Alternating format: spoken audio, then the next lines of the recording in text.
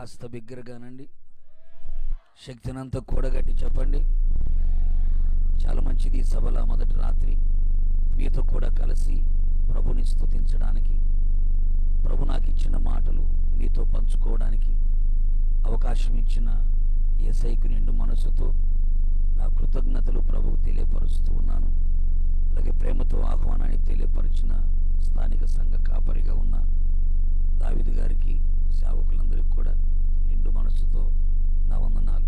గట్టిగా చప్పలు కొడదాం ఒకసారి, గట్టిగాను. దేవుడి ప్రాంతాన్ని, ప్రాంత ప్రజల్ని ప్రేమించి ఈ ప్రాంతంలో దేవుడు పరిచర్యను ప్రభు అనుగ్రహించి ప్రతి సంవత్సరం ఈ విధంగా ఈ సభలు ఏర్పాటు చేసుకోవడానికి ఆ ప్రభు ఎంతగానో సహాయం చేస్తూ వచ్చాడు.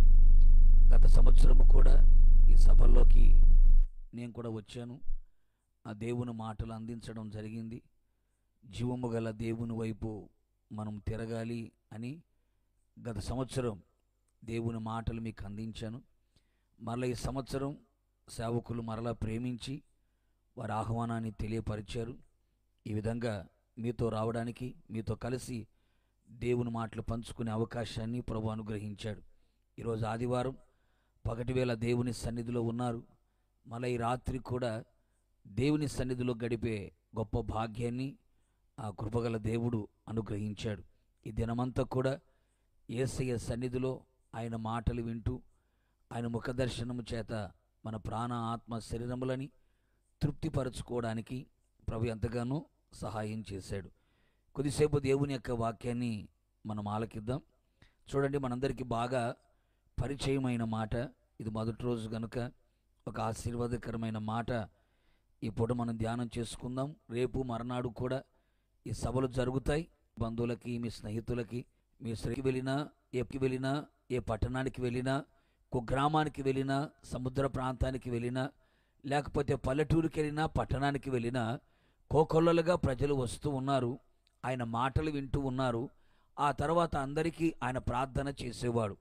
యేసయ్య ప్రార్థన చేస్తూ ఉండగా గుడ్డివారు చూపు పొందుతున్నారు, చెవిటివారు వింటూ ఉన్నారు, మూగవారు మాట్లాడుతున్నారు, కుష్ఠరోగులు శుద్ధులగుతున్నారు, చనిపోయిన వాళ్ళు కూడా బతికి బట్టగట్టి బైబిల్ చేతబట్టి యేసయ్యతో పాటు భజన చేసుకుంటూ తిరుగుతున్న ఆ రోజులో యేసు ప్రభుని గురించి ప్రతి ప్రాంతంలో కూడా ఆయన కీర్తి వ్యాపించినట్లుగా లేఖనాలు సెలవిస్తుంది.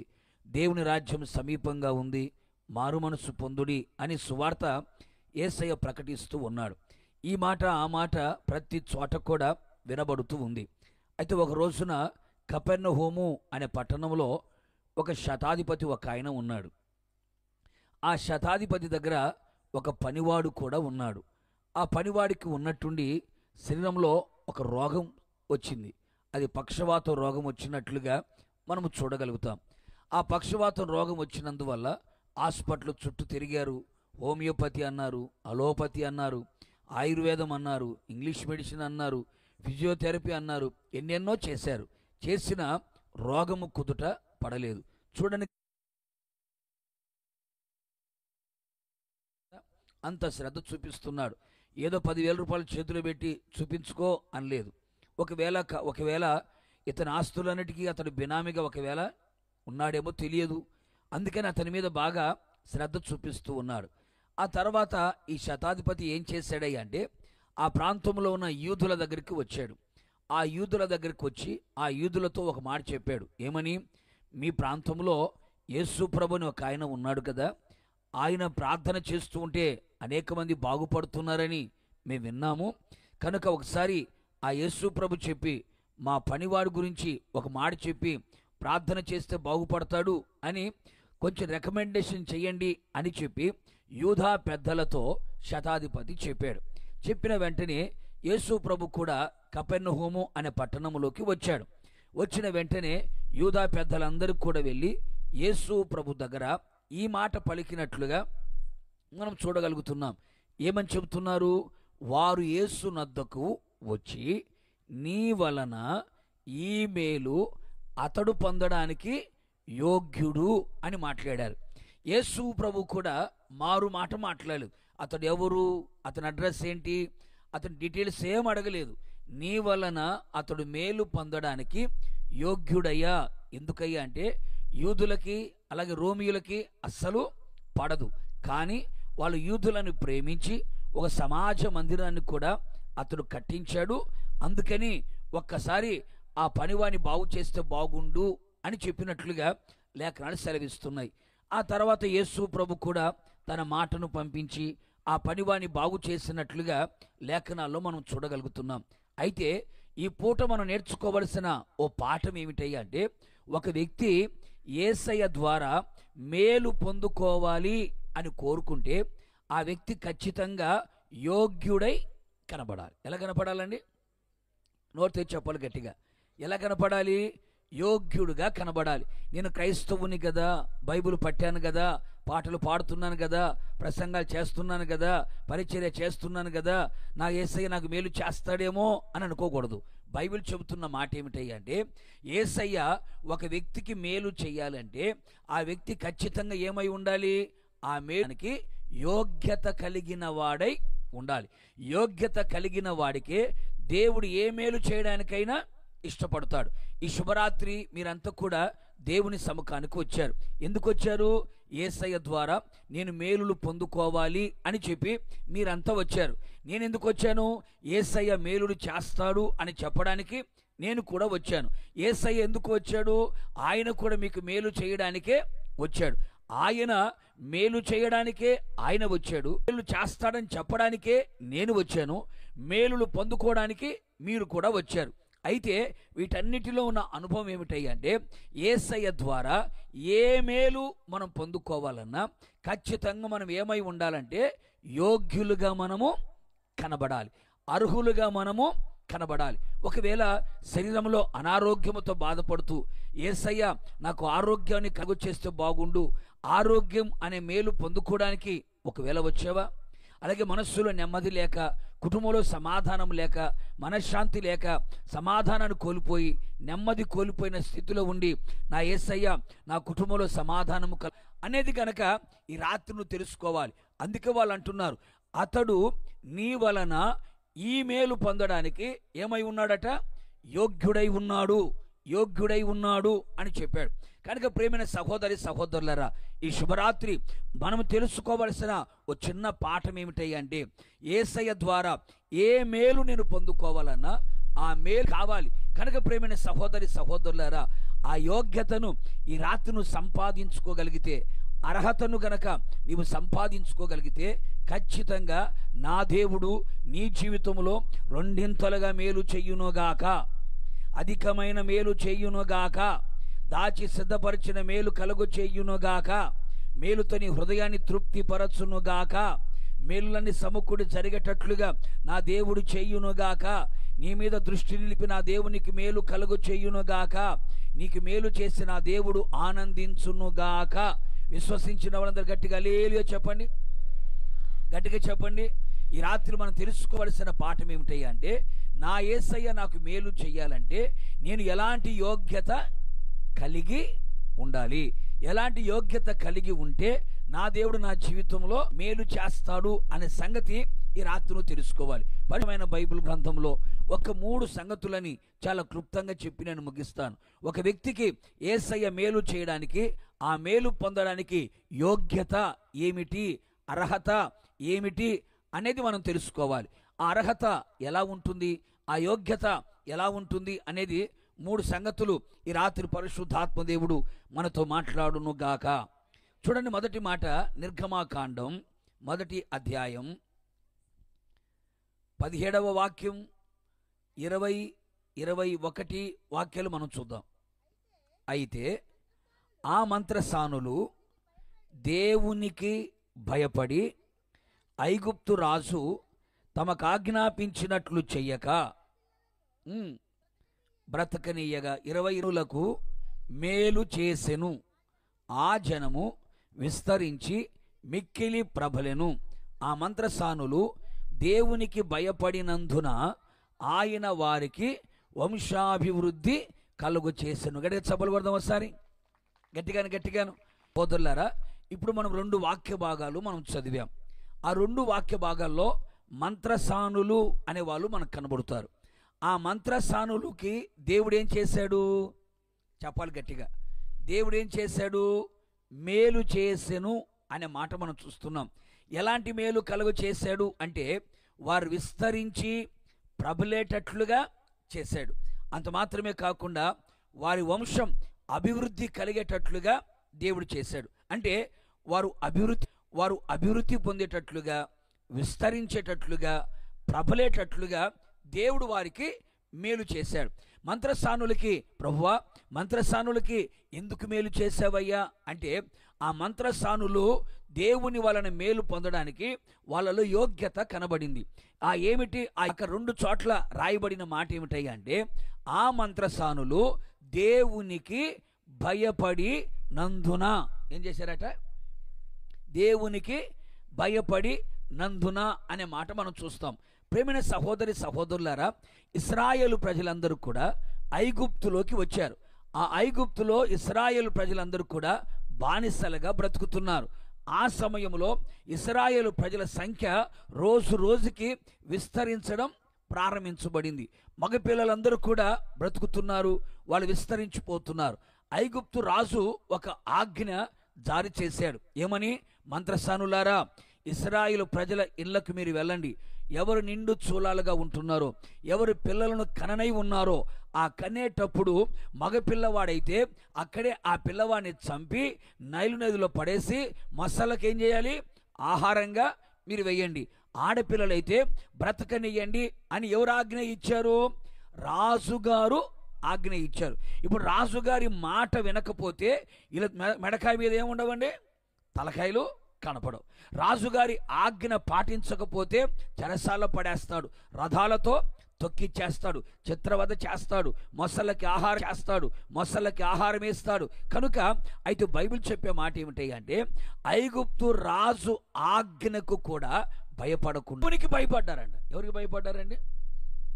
వారు క్రైస్తవులు కాదు, వారు ఇశ్రాయేలీలు కాదు, అన్యజనులే.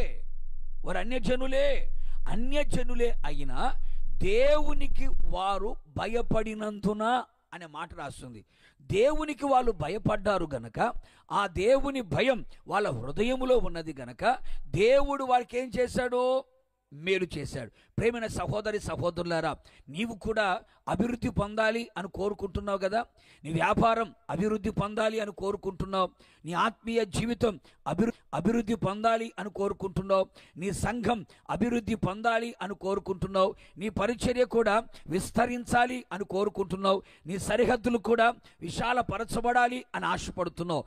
కానీ నీవు కోరుకున్న అభివృద్ధి నువ్వు చూడలేకపోతున్నావు, నువ్వు కోరుకున్న విస్తరణ నువ్వు చూడలేకపోతున్నావు. దీనికి కారణం ఏమై ఉంటుంది అంటే, బైబిల్ చెబుతున్న మాట, ఎక్కడ దేవునికి భయపడగలుగుతారో భయపడే వారి జీవితంలో దేవుడు అభివృద్ధిని కలుగు చేస్తాడు.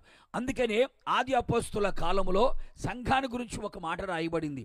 ఏమిటా మాట అంటే, సంఘము క్షేమాభివృద్ధి నొందుచు ప్రభువునందు భయము కలిగి, సమాధానము కలిగి, పరిశుద్ధాత్మ ఆదరణ కలిగి నడుచుకొనుచు ఏమైందంట?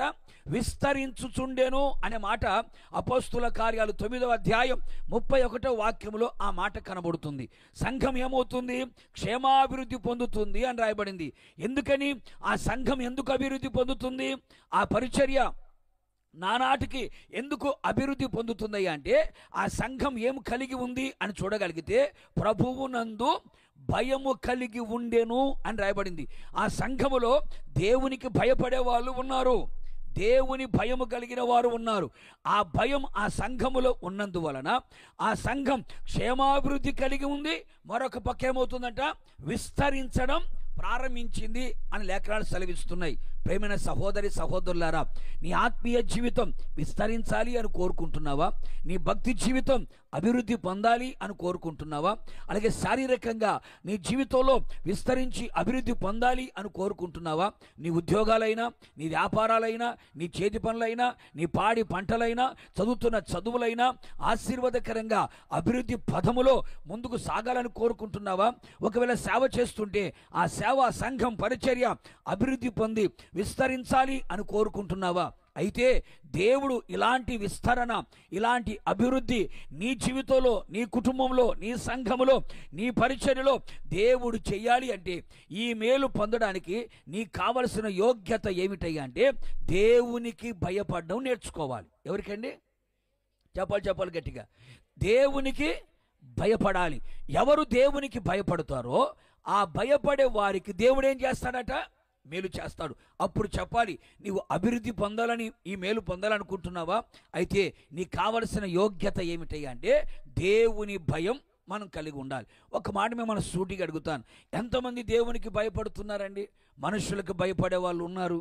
ఈ మధ్య టీవీలలో ఒక వార్త వచ్చింది, ఏమని? తెలంగాణ ఏరియాలో బర్డ్ ఫ్లూ వచ్చేసింది, చికెన్ తినొద్దు, కోడిగుడ్డు తినొద్దు అని చెప్పారు. ఆ మాట చెప్పగానే చికెన్ షాపులన్నీ బందులైపోయాయి. అవునా కదండి? ఏంటి? ఆ కోడిని తింటే రోగాలు వస్తాయని భయం ఉంది, కానీ దేవుని భయం లేదు. సరేండి, మనుషుల భయం ఉంది, ఏదో రోగం వస్తుందేమోనన్న భయం ఉంది, అది జరుగుతుందేమోనన్న భయం ఉంది, కానీ దేవుని భయము లేని కారణాన ఈ రోజున అభివృద్ధిని చూడలేకపోతున్నావు.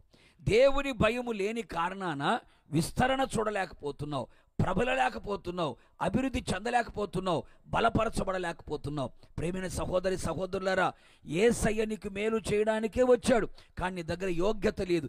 ఏమిటా యోగ్యత అంటే దేవునికి భయపడే యోగ్యత నీలో లేదు. పరిశుద్ధమైన బైబిల్ గ్రంథంలో మీరు గమనించి చూడండి, అబ్రహాముని గురించి ఒక మాట రాయబడి ఉంటుంది. అబ్రహాముని గురించి ఏమని రాయబడి ఉంటుంది అంటే అబ్రహాము దేవునికి భయపడెను అని రాస్తుంది. ఏమని?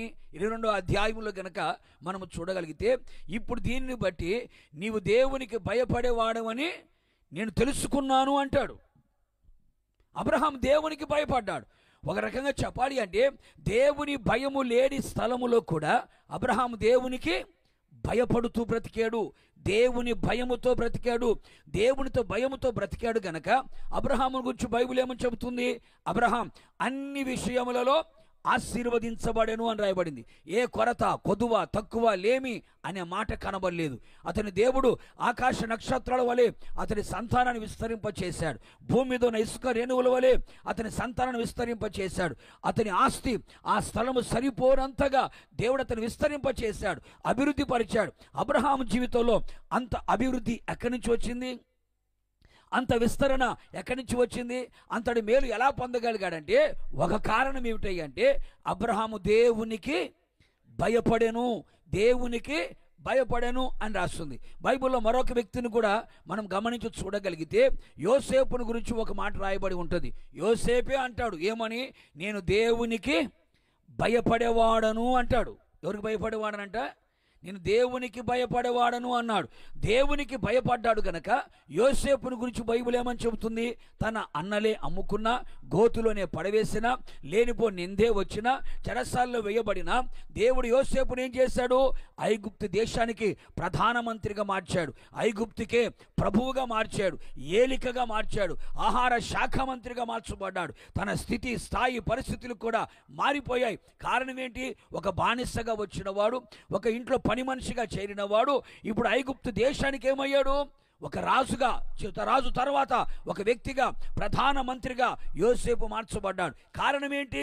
యోసేపు ఒకే ఒక మాట అంటాడు, నేను దేవునికి చెప్పలేవరికండి, దేవునికి నేను భయపడుతున్నాను అన్నాడు. ఒకసారి మీరు ఆలోచించండి, అబ్రహాం రోజుల్లో ధర్మశాస్త్రం ఉందా? యోసేపు కాలంలో ధర్మశాస్త్రం ఉందా? లేనే లేదు. ఆ రోజుల్లో సేవకులు ఎవరైనా ఉన్నారా? లేనే లేరు. సేవకులు లేరు, ధర్మశాస్త్రం లేదు. సేవకులు లేకపోయినా, ధర్మశాస్త్రం లేకపోయినా వాళ్ళు ఎవరికి భయపడుతున్నారు? దేవుని భయపడుతున్నారు. ఇప్పుడు బైబిల్ ఉంది, బైబిల్ వాక్యం చెప్పడానికి సేవకులు ఉన్నారు, కానీ దేవుని భయం లేదు. సరేండి, ఆ రోజుల్లో ఏమీ లేవు, లేకపోయినా దేవునికి భయపడ్డారు. ఈరోజు అన్నీ ఉన్నాయి, కానీ దేవుని భయం లేదు. అందుకే ఈ రోజున మీ జీవితాల్లో దేవుని వలన మేలు పొందలేకపోతున్నారు. ఈ శుభరాత్రి నా దేవునికి గనక నువ్వు భయపడగలిగితే, నా దేవుని వాక్యానికి గనక భయపడగలిగితే, నా దేవుని మాటకు నువ్వు భయపడగలిగితే, నా దేవుని ఆజ్ఞకు నువ్వు భయపడగలిగితే, ఈ రాత్రి ఎక్కడ దేవుని భయం ఉంటుందో, ఏ సంఘములో దేవుని భయం ఉంటుందో, ఏ కుటుంబంలో దేవుని భయం ఉంటుందో, ఏ సేవకునిలో దేవుని భయం ఉంటుందో, ఏ విశ్వాసిలో దేవుని భయం ఉంటుందో, భయము ఉన్న చోట నా దేవుడు మేలు కలుగ చేస్తాడు. కూడా చబలు గట్టిగా మేలు కలుగు చేస్తాడు, అభివృద్ధిని కలుగు చేస్తాడు. క్రమక్రమముగా అభివృద్ధి కలుగుతుంది. అందుకే ఇస్సాకును గురించి కూడా బైబిల్ రాయబడిన మాట, యాకోబు అంటాడు, నా తండ్రి భయపడిన దేవుడు అని మాట్లాడుతాడు. ఇస్సాకు కూడా ఎవరికి భయపడ్డాడు? దేవునికి భయపడ్డాడు. అందుకే యాకోబు అంటున్నాడు, వాళ్ళ నాన్న గురించి సాక్ష్యం చెప్తా అంటాడు. ఏమని? నా తండ్రి భయపడినటువంటి దేవుడు అని మాట్లాడతాడు. అందుకే ఇస్సాకు జీవితాన్ని మీరు చూడండి. విత్తనం వేశాడు, ఆ విత్తనం నూరంతలుగా ఫలించింది. అతడు క్రమక్రమముగా అభివృద్ధి పొందుతూ వచ్చాడు. కారణం ఏమిటంటే ఇస్సాకు దేవునికి భయపడ్డాడు. అబ్రహాము దేవునికి భయపడ్డాడు. ఇస్సాకు దొంగ యేసు ప్రభుని చూచి యగాదిగా చూసి, ఏది?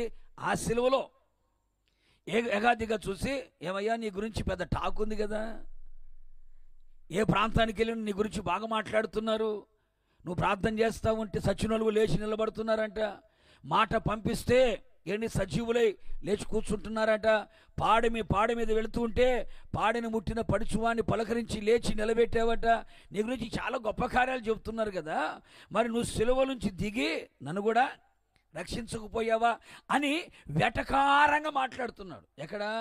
సావుకు దగ్గరలో ఉన్న, సమాధికి సమీపంగా ఉన్న ఎటకారం మాత్రం కొంతమంది తగ్గదు. ఏ తూర్పుగోదావరిలో అంటారు చూడండి, ఆ వెటకారాలు ఎక్కువ అనమాట. సావుకు దగ్గర ఉన్నాడు, ఏమయ్యా అన్ని అద్భుతాలు చేసావా, నువ్వు దిగి నన్ను రక్షించకపోయావా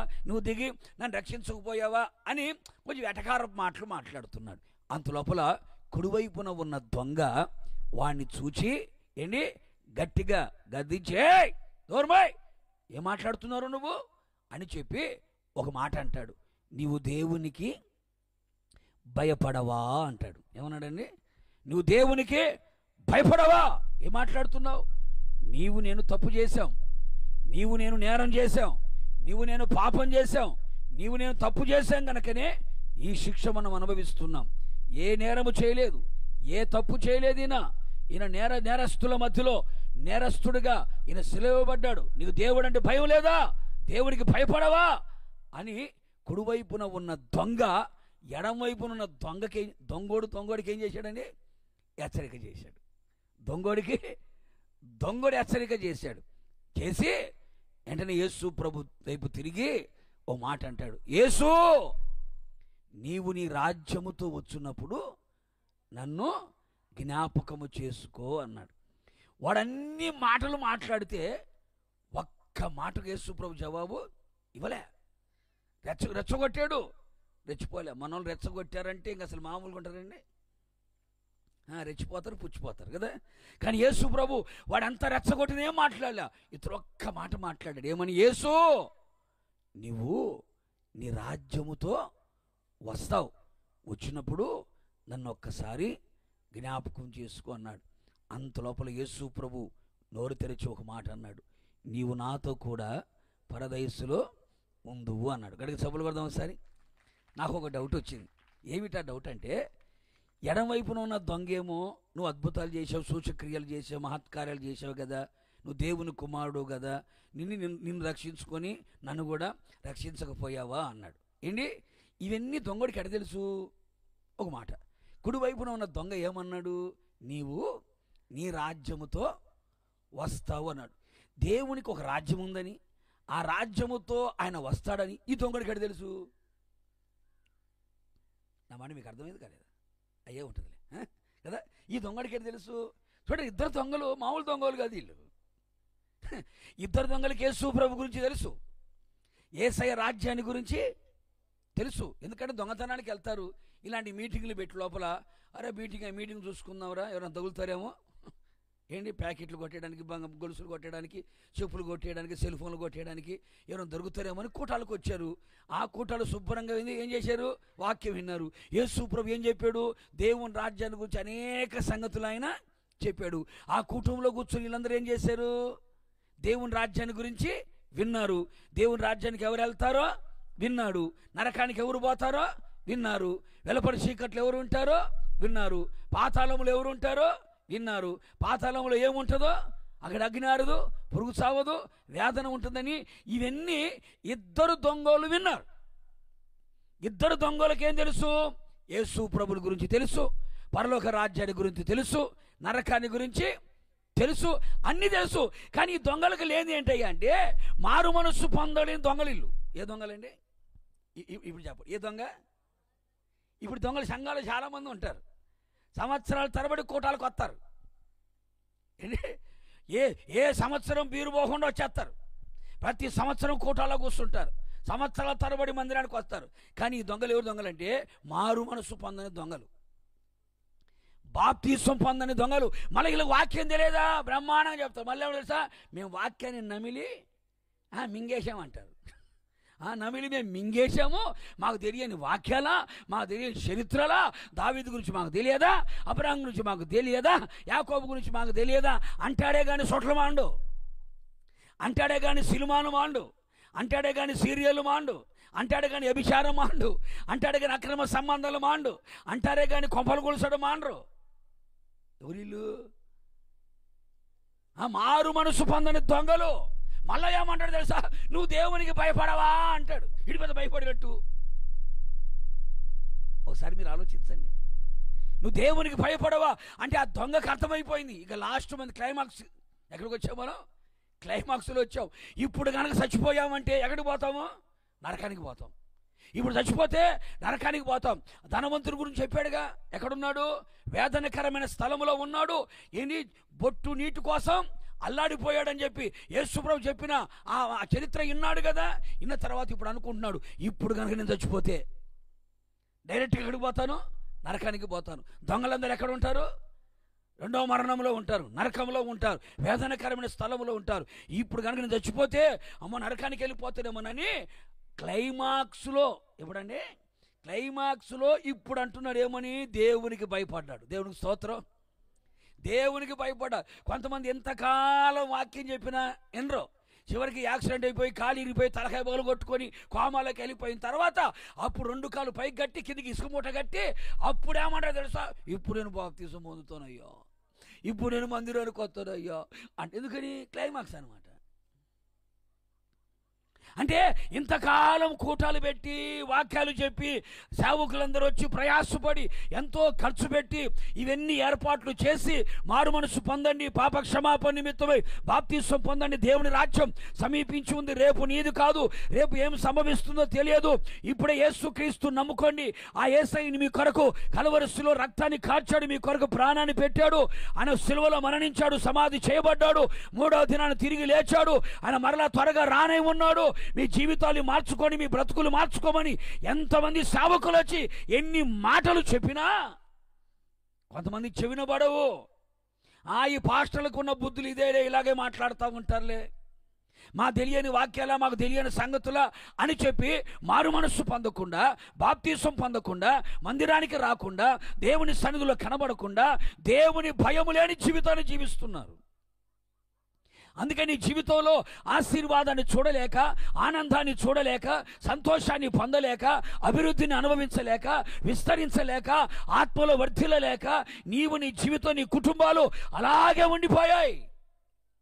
అందుకే ఈ శుభరాత్రి యేసయ్య వలన ఒక వ్యక్తి మేలు పొందుకోవాలి అంటే, ఆ వ్యక్తి జీవితంలో దేవుడు ఒక గొప్ప అభివృద్ధిని కలుగు చేయాలి అంటే, విస్తరింప చేయాలి అంటే, అన్ని విషయాల్లో దీవెనకరంగా వారి కుటుంబాలు కనబడాలి అంటే దేవునికి భయపడే వ్యక్తులుగా ఉండాలి.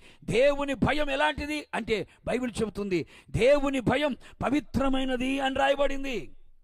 కనుక దేవుడు చూస్తున్నాడన్న భయం, దేవుడు వింటున్నాడన్న భయం, దేవుడు మనతో కూడా ఉన్నాడన్న భయము కలిగి మనం పాపములను విడిచిపెట్టి క్రీస్తు రక్తము చేత మనము కడగబడి మన పాపములన్నిటి నుంచి విడుదల పొంది, మారు మనస్సును పొంది, పాప క్షమాపణ నిమిత్తమై బాప్తిస్మాన్ని పొంది దేవుని సన్నిధిలో మనం కనబడాలి. ప్రేమైన సహోదరి సహోదరులారా, నీలో దేవుని భయం ఉంటే నీవు మనస్సును మార్చుకోగలుగుతావు. ప్రేమైన సహోదరి సహోదరులారా, ఈ రాత్రి నీవు ఎలాంటి పరిస్థితుల మధ్యలో ఒకవేళ ఉన్నావేమో, త్రాగుబోతుడిగా ఉన్నావా, తిరుగుబోతుడిగా ఉన్నావా, జోదగాడిగా ఉన్నావా, అక్రమ సంబంధిగా ఉన్నావా, వ్యభిచారములో ఉన్నావా, వడ్డీ వ్యాపారస్తుడిగా ఉన్నావా, మోసగాడిగా ఉన్నావా, ఏ పాపములో ఒకవేళ పడిపోయి ఉన్నావో, ఈ రాత్రి దేవుని వాక్యము నీ దగ్గరకు వస్తుంది. వాక్యమే ఉన్న దేవుడు నిన్ను హెచ్చరిస్తున్నాడు. రేపు నీది కాదు, పాపం వలన వచ్చే జీతం మరణం. ఆ మరణం అగ్ని ఆరని పురుగు చావని నరకములోకి నిన్ను తీసుకుని వెళ్ళిపోతుంది. అది వేదనకరమైన స్థలం, అక్కడ పళ్ళు పటపట కొరికే స్థలం. ఆ స్థలంలోకి నీ వెళ్లకుండా ఈ రాత్రి దేవునికి భయపడి నీ పాపాన్ని విడిచిపెట్టి యేసుక్రీస్తుని సొంత రక్షకుడిగా ఈ రాత్రి నువ్వు అంగీకరించగలిగితే, యేసుని ప్రభువుని నోటితో ఒప్పుకొని ఆయన మరణాన్ని గెలిచి తిరిగి లేచాడని నీ హృదయములో నీ విశ్వసించగలిగితే రక్షణ నువ్వు పొందగలుగుతావు. కొడు చబలు గట్టిగా. యేసు రక్తం ప్రతి పాపములను కడిగి నేను పవిత్రుడిగా చేయగలుగుతుంది.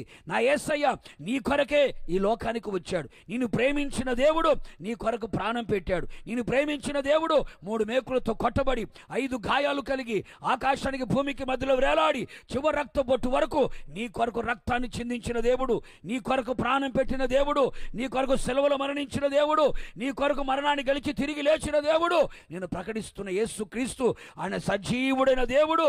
ఆయన మాత్రమే నీ పాపానికి క్షమాపణ కలుగు చేయగలిగిన దేవుడు, నీకు మేలు చేయగలిగిన దేవుడు. కూడా చెప్పలు గట్టిగాను, గట్టిగా హల్లెలూయా. అందుకని రాత్రి దేవునికి భయపడాలి.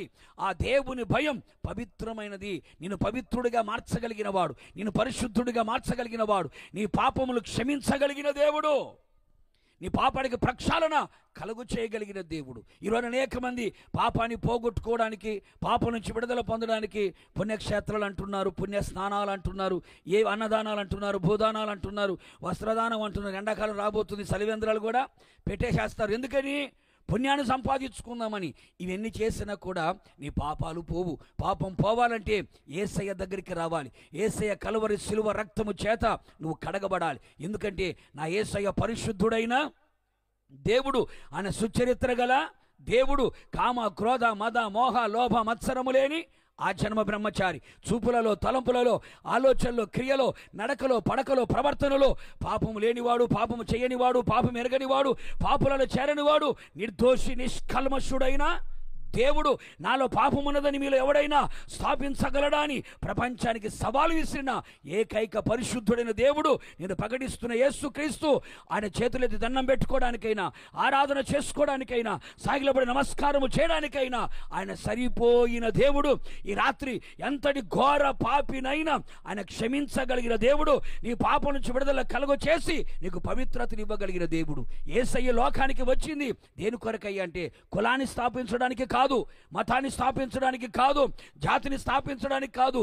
యేసే మార్గం, యేసే సత్యం, యేసే జీవం. నీ పాపం నుంచి నీకు విడుదల కలుగు చేసి నీకు పరలోకాన్ని కలుగు చేయడానికే యేసయ్య ఈ లోకానికి దిగి వచ్చాడు. కూడా చబలు గట్టిగాను. కనుక ప్రియ సహోదరుడ సహోదరి, దూరాన సమీపాన ఉండి నా యేసయ్య మాటలను ఆలకిస్తూ ఉన్నావు నీవు. ఈ రాత్రి నా యేసయ్యకు నువ్వు భయపడి నీ పాపములను విడిచిపెట్టి నువ్వు మారు మనస్సు పొందగలిగితే నిశ్చయముగా నా దేవుడు ఆయనకు భయపడే వారికి ఆయన ఏం చేస్తాడట? మేలు కలుగ చేయగలిగిన వాడు, మేలు కలుగ చేయగలిగిన వాడు, మేలుతో మీ హృదయాలను తృప్తిపరచగలిగిన వాడు. ఇంతవరకు ఏ శాపం అనుభవిస్తున్నావో, అభివృద్ధిని చూడలేక, విస్తరించబడిన చూడలేక ప్రబలలేని స్థితిలో ఒకవేళ నిలిచిపోయి ఉన్నావేమో, ఈ రాత్రి నీవు దేవుని వలన మేలు పొందడానికి యోగ్యతను సంపాదించుకో. నీవు దేవునికి భయపడడం నేర్చుకో. ఆ భయపడే వారికి దేవుడిట్టి మేలుడు చేయునుగాక. చేతులు పైకి గట్టిగా హల్లెలూయా అని చెబుదామా? గట్టిగా హల్లెలూయా అని చెబుదామా? మొదటి మాట ఏమిటయ్యా అంటే, ఆయనకు మనము భయపడినప్పుడు ఆయన మనకేం చేస్తాడు? మేలు చేస్తాడు. దేవుని వల్ల మేలు పొందడానికి మొదటి యోగ్యత ఏమిటయ్యా అంటే దేవునికి భయపడుట. ఓకే, రెండో మాట కూడా చూద్దాం. గట్టిగా చప్పలు కూడా ఒకసారి గట్టిగాను. రెండవ మాట యోబు గ్రంథం 22వ అధ్యాయం 21వ వాక్యం. యోబు గ్రంథం 22వ అధ్యాయం 21వ వాక్యం. ఓకే, ఆయనతో సహవాసము చేసిన ఎడల నీకు సమాధానము కలుగును, అలాగున నీకు మేలు కలుగును. చూడండి, ఇప్పుడు చదివినటువంటి ఆ వాక్యంలో యోబు స్నేహితుడైనటువంటి ఎలిఫజ్ ఈ మాట పలుకుతున్నట్టుగా మనం చూస్తున్నాం. అక్కడ కూడా అలాగున నీకు ఏం కలుగును, మేలు కలుగును అని రాయబడింది. ఆ మేలు కలగడానికి ఏం చెయ్యాలి అని చూడగలిగితే పైన ఒక మాట అంటాడు, ఆయనతో సహవాసము చేసిన ఎడల నీకు సమాధానము కలుగుతుంది, అలాగున నీకేం కలుగుతుందంట, మేలు కలుగుతుంది అన్నాడు. అంటే రెండవదిగా యేసయ్య మన జీవితంలో మేలు చేయాలి అని కోరుకుంటే ఆ మేలు పొందడానికి రెండవ యోగ్యత ఏమిటి అంటే ఆయనతో మనం ఏం చేయాలండి? చెప్ప అమ్మ ఆమెను కొంచెం లేపమ్మ, మళ్ళీ కింద పడితే ఇబ్బంది పడుతుంది, మళ్ళీ కుర్చీలో కూర్చున్నా పడితే మళ్ళీ ఇబ్బంది అవుతుందమ్మా, మొహం కడుక్కొనొచ్చుకో, లేకపోతే అటు తిరిగేట్రా, లేదా చెంపలు వాయించుకుంటే పోయింది, ఇబ్బంది లేదు. గడికి చెంపలు కూడా ఒకసారి గట్టిగా గట్టిగా గట్టిగా, ఎందుకంటే కింద కూర్చుంటే కింద పడితే ఇబ్బంది లేదు, కుర్చీలో కూర్చుంటే ఇబ్బంది. ఏసన్ గారు ఒక మాట అనేవాడు, బస్సులో ఎన్నిసార్లు పడ్డా ఇబ్బంది లేదంట, బస్సు కింద పడకూడదంట. అంటే బస్సులో నువ్వు 10 సార్లు పడ్డా ఇబ్బంది లేదు, బస్సు కింద ఒకసారి పడితే చాలు, నాదను కూటం పెట్టుకోవాలి. అందుకని మన కింద కూర్చుని ఎన్నిసార్లు కింద పడ్డా పర్వాలేదు, కుర్చీలోంచి కింద పడితే మన తెలకా నొప్పి, మన కూటానికి వచ్చి పళ్ళు ఊడిపోయినాయి, కూటానికి వచ్చి కాళ్ళు ఇరిగిపోయినాయి, చేతులు ఇరిగిపోయినాయి అంటే మళ్ళీ నాకు అవమానం కదా, కూటం పెట్టించిన ఆయనకు అవమానం. ఇది కొట్టు చప్పట్లు గట్టిగా ప్రభువుకి, కొంచెం గట్టి కొట్టు, ఆదివారం ఎఫెక్ట్ అనమాట అది, అంతేం గట్టిగా చప్పలు కొడతాం ఏసైకి గట్టిగాను గట్టిగాను. ఓకే, బైబిల్ రెండవదిగా యేసయ్య వలన మేలు పొందడానికి రెండవ యోగ్యత ఏమిటయ్యా అంటే ఎలిఫస్ ఏమంటున్నాడయ్యా అంటే ఆయనతో సహవాసము చేసిన ఎడల నీకు సమాధానము కలుగుతుంది, అలాగున నీవు మేలు పొందుకుంటావు అన్నాడు. యేసయ్య వలన మేలు పొందుకోవాలి అన్న వాళ్ళందరూ గట్టిగా లేలు చెప్పండి. ఖర్చు లేని పని బాగానే చెప్తారు, ఇబ్బంది ఏమి లేదు కదా, అలెలియో బాగానే చెప్తారు. మరి యేసయ్య వలన మేలు పొందుకోవాలంటే మనకు కావాల్సిన రెండో యోగ్యత ఏమిటయ్యా అంటే యేసయ్యతో మనం ఏం చేయాలండి? కొంచెం గట్టిగా చెప్పండి అమ్మ. మనకేమో తాగుబోతులతో సహవాసం ఎక్కువ, తిండిబోతులతో సహవాసం ఎక్కువ, సోమరిపోతులతో చెప్పు గట్టిగా సహవాసం ఎక్కువ, ఆంబోతులతో చెప్పు తిరుగుబోతులు, సోమరిపోతులు, ఆంబోతులు, నిద్రబోతులు ఏంటి, మనకి వీళ్ళతో సహవాసం ఎక్కువ. అందుకని బైబిల్ చాలా చోట్ల రాయబడినది మా సహవాసం చేయకూడదట, వేశ్యలతో మనము సహవాసం చేయకూడదట, దుష్టులతో మనము సహవాసం సాంగత్యం మనము చేయకూడదట, భక్తిహీనులతో బుద్ధిహీనులతో సహవాసం చేయకూడదని బైబిల్ చెబుతుంది. ఎందుకని? వాటి వల్ల చాలా ఇబ్బందులు పడిపోతారు, నష్టపడిపోతారు, లేఖనాలు సెలవిస్తుంది. అందుకని యేసయ్య వలన మనం మేలు పొందాలంటే మనకు ఉండవలసిన రెండవ యోగ్యత, రెండవ అర్హత ఏమిటయ్యా అంటే ఆయనతో మనం సహవాసం చేయాలి. ఎవరితోమ్మా? కొంచెం గట్టిగా చెప్పండి. ఎవరితో చెప్పాలి గట్టి? ఎవరితో? యేసయ్యతో సహవాసం చేయాలి. యేసయ్యతో సహవాసం చేయాలంటే ఏం చేయాలి? అందుకని బైబిల్ రాయబడింది, మన సహవాసం అయితే తండ్రితోనూ, మన సహవాసం అయితే కుమారునితోనూ, మన సహవాసం అయితే పరిశుద్ధాత్మతోనూ, మన సహవాసం అయితే అపోస్తులతో ఉండాలి అని బైబిల్ సెలవిస్తుంది కదా. ఈ మాటలు బైబిల్లో కనబడతాయి. తండ్రి సహవాసము, కుమారుని సహవాసానికి మనం పిలిచాడు అని, పరిశుద్ధాత్మని సహవాసం మీకు తోడుగా ఉంటుందని, అపోస్తుల సహవాసములో ఉండమని ఈ మాటలు మనకు కనబడతాయి. సహవాసం అయితే ఫ్రెండ్షిప్, లేకపోతే దోస్తు అంట కదండి. యేసయ్యతో మనం ఏం చేయాలి? సహవాసం చేయాలి. ఒక వ్యక్తి యేసయ్యతో సహవాసం చేయాలి అంటే ఎలా చేయాలి? యేసు ప్రభుతో సహవాసం అంటే 3 అనుభవాలు చెప్తా. ఒకటి, యేసయ్యతో ఒక వ్యక్తి, ఒక సేవకుడైన, ఒక విశ్వాసి అయినా దేవునితో సహవాసం కలిగి ఉన్నాడు. రెండవది, మూడవది, దేవునితో సహవాసం అంటే ఎట్లాగా అంటే పరిశుద్ధాత్మతో నింపబడి ఆత్మచేత నడిపించబడ్డం. అంటే ఈ 3 అనుభవాలు ఏ సంఘములో ఉంటాయో, ఏ కుటుంబంలో ఉంటాయో, ఏ వ్యక్తిలో ఉంటాయో వాళ్ళు ఎవరితో సహవాసం కలిగి ఉన్నారని అర్థం? దేవునితో సహవాసం కలిగి ఉన్నారు అర్థం. మరి యేసయ్యతో సహవాసం చేస్తే ఆయన మనకు మేలు చేయకుండా ఉంటాడా? చెప్పాలి గట్టిగా, చేయకుండా ఉంటాడండి? ఉండడు కదా, ఖచ్చితంగా చేస్తారు. ఈరోజున మన జీవితాన్ని ఒక్కసారి మనం వాక్యం అనే అద్దం దగ్గరికి వెళ్దాం. అబద్ధం ఆడని అద్దం ఎదుట మనం నిలబడితే ఆ అద్దములో మనం సహవాసం ఎవరితో చేస్తున్నాము అనేది మనకు అర్థమవుతుంది. ఒకసారి మీరు ఆలోచించండి, మీరు ఎవరితో సహవాసం చేస్తున్నారు? మీ సహవాసం ఎవరితో? మీ స్నేహం ఎవరితో? మీ సంబంధం ఎవరితో ఎక్కువగా గడుపుతున్నావు, ఎవరితో ఎక్కువగా మాట్లాడుతున్నావు, ఎవరితో ఎక్కువగా సంభాషణ చేయగలుగుతున్నావు, ఎవరితో కలిసి ఉండగలుగుతున్నావు ఆలోచన చేయండి. బైబిల్ అంటుంది మనమందరము కూడా దేవునితో ఒక మంచి సహవాస సంబంధము కలిగిన వారమై ఉండాలి. ఆయనతో ఒక మంచి సహవాసము కలిగిన వారమే ఉండాలి. ఆయనతో సహవాసము చేయాలంటే మొదటిగా మనకు ఉండవలసింది ఏమిటయ్యా అంటే ప్రార్థనా జీవితం ఉండాలి. ఏముందమ్మా, ఏముండాలి చెప్పాలి గట్టిగా? ప్రార్థన అనుభవాలు కనబడాలి. వేకువ జామున లేచి ప్రభు సన్నిధిలో ప్రార్థించే వారిగా మనం కనబడాలి. సాయం సంధ్యవేళ కుటుంబంతో కలిసి ప్రార్థన చేసేవారిగా కనబడాలి. సంఘములో జరుగుతున్నటువంటి ప్రార్థనా కూడికలో పాల్గొని ప్రార్థన చేసేవారిగా కనబడాలి. వ్యక్తిగతంగా దేవుని సన్నిధిలో ప్రార్థన చేసేవారిగా మనము కనబడాలి. మరి ఈ రోజున వేకువ జామున లేచి ప్రభు సన్నిధిలో ప్రార్థన చేయగలుగుతున్నామా? కుటుంబముతో కలిసి ప్రార్థన చేయగలుగుతున్నామా? సంఘముతో కలిసి ప్రార్థన చేయగలుగుతున్నామా? నీవంటూ నీవు వ్యక్తిగతంగా దేవుని సన్నిధిలో మోకరించి ప్రార్థన చేసే అలవాటు మనకుందా? ఇప్పుడు చాలామంది క్రైస్తవులలో పాటలు పాడమంటే బ్రేకు బెల్లు లేకుండా పాడతారు. ప్రార్థన చేయమని చెప్పండి, ఇప్పుడే ఫోన్ వచ్చిందని వెళ్ళిపోతారు.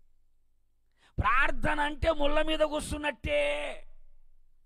ఇంకా మైకిచ్చి పాట పాడమంటే అబ్బో నన్ను చూడు కదా.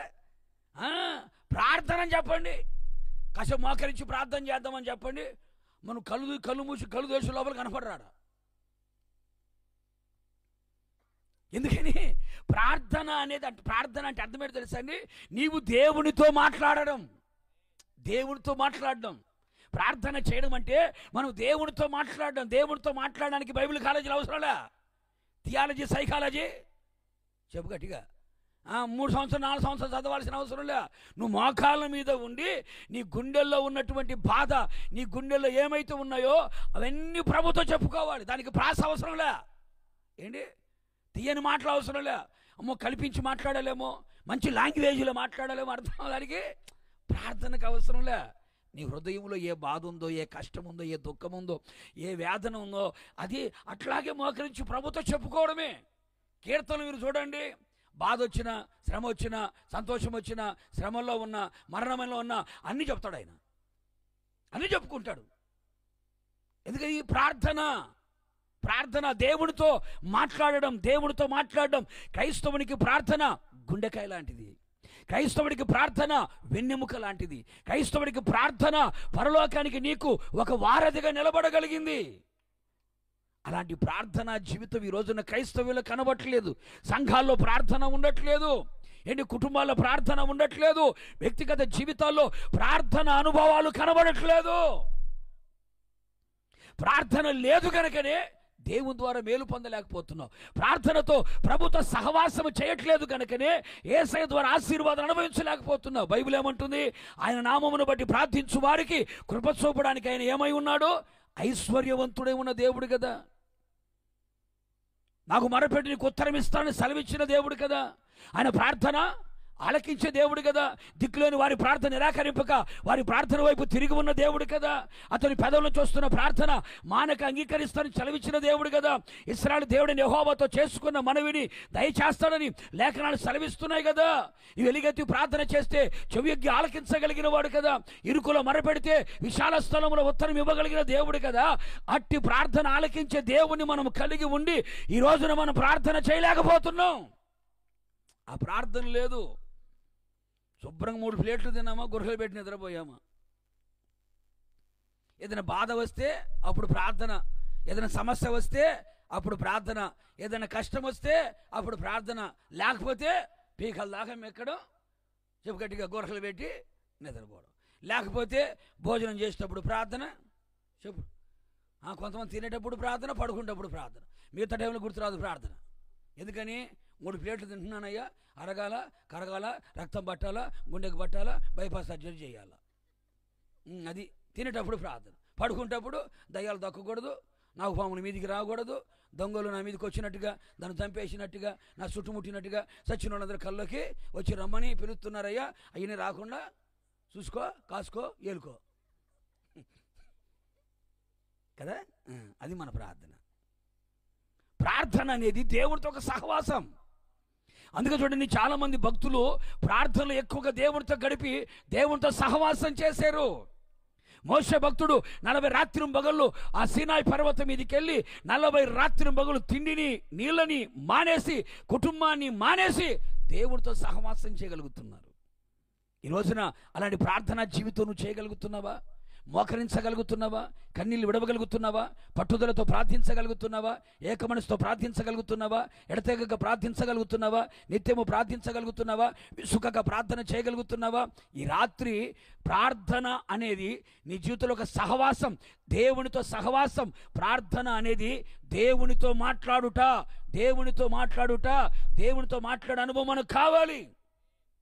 నచ్చిన వాళ్ళతో మాట్లాడమంటే చెప్పండి, మెచ్చిన వాళ్ళతో మాట్లాడమని చెప్పండి. అబ్బో, సెల్ ఫోన్ తడిసిపోవాలా, ఛార్జింగ్ పోవాలా, ఈటెక్కిపోవాలా, చెవి వేలిపోవాలా, ఇంకా చెప్పు, ఇంకా అంటనే ఉంటాడు. డాబా మించి కింద పడిపోయి ఉంటాడు.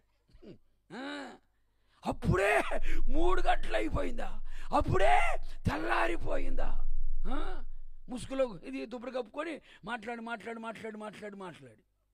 అప్పుడే తెల్లారిపోయిందా, అప్పుడే ఎంత టైం అయిపోయిందే, ఛార్జింగ్ కూడా అయిపోయిందే.